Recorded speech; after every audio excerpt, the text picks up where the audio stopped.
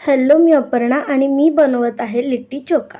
तर लिट्टी चोखा बनवण्यासाठी मी इथे 2 वांगी, 1 टमाटर आणि बटाटा उकडत ठेवलेला आहे. लिट्टी चोख्याचा ॲक्चुअल टेस्ट कसा असतो हे मला जाणून घ्यायचं होतं, म्हणून बेस्ट वे आहे की घरी आपणच स्वतः बनवूया. तर लिट्टी चोखा असतो ना, तो असतो भरतं, ते आपलं तिथे भाजतंय. म्हटलं तोपर्यंत आपण लिट्टी बनवूया. लिट्टी म्हणजे पिठाचे गोळे जे कुरकुरीत असतात आणि ते भरताबरोबर खाल्ले जातात.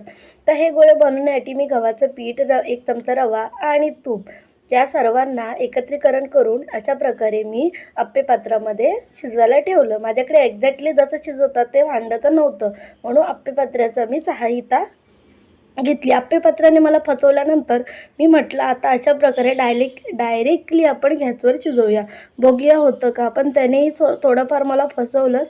तर अशा प्रकारे हा निष्कर्ष निघतो की तुमच्यामध्ये संयम असणं खूप गरजेचं आहे आणि हळूहळू जर केलं तर ते चांगलं भाजलं जाईल.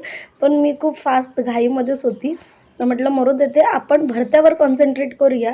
तर भरत्यातल्याने वांग्या सोलून घेतलं, टमाटर सोलून घेतलं आणि बटाटा किती वेळ उकळत होता तोही उकळला आणि बटाटासुद्धा सोलून घेतला. तिघांची ही चाल काढल्यानंतर चांगल्या प्रकारे या दाबणाऱ्या काय हत्यारचं नाव काय, या पावभाजीचं हत्यार, त्याच्याने चांगल्या प्रकारे मॅश करून घेतलं आणि लिट्टी चांगली बनली ना, त्याचा रागही त्यांच्यावर काढला. तर ते जाऊ दे, आपल्याकडे राईचं तेल नव्हतं म्हणून मी आपलं गोडं तेलच वापरलं आणि मिरची, कांदा आणि अद्रक लसूण सगळ्यात पहिला टाकलं. त्यानंतर मिरची टाकली, मग कांदा टाकला आणि अशा प्रकारे गोल्डन करून भाजून घेतलं. मग आपला भरता केलेला तो टाकला आणि एकत्रीकरण करून घेतलं. छान शिजवून झाल्यानंतर त्यावर थोडं मीठ टाकलं. मीठ टाकणं गरजेचं नाही तर तुम्हाला चव येणारच नाही. आणि मग मी त्यावर कोथिंबीर टाकली. कोथिंबीर टाकण्याने कसं सगळं छान दिसायला लागतं.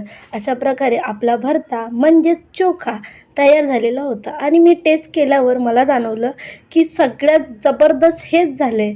तुम्ही नक्की हे घरी बनवा. हे भाकरीबरोबर किंवा भाताबरोबर खा, एक नंबर लागणार.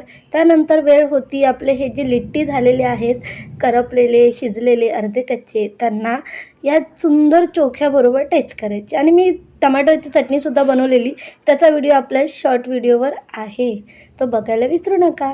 मग मी दोघांना मस्त तूप लावलं आणि जे थोडं शिजलेलं होतं ते म्हणजे आप्पे पात्रातलं लिट्टी, त्याला मी चटणी आणि भरत्याबरोबर टेस्ट केलं आणि एक नंबर लागलं. स्वतःवर खूप पछतावा होत होता, काश मी लिट्टी चांगली बनवली असती. पण चोखा एक नंबर झालेला आणि टमाट्याची चटणी एक नंबर झालेली, त्यामुळे मी दुःख विसरले. पण तुम्ही मात्र व्हिडिओला लाईक, शेअर, सबस्क्राईब करायला विसरू नका. आपण भेटूया पुढच्या एका नवीन खाद्यपदार्थासोबत. तोपर्यंत बाय बाय.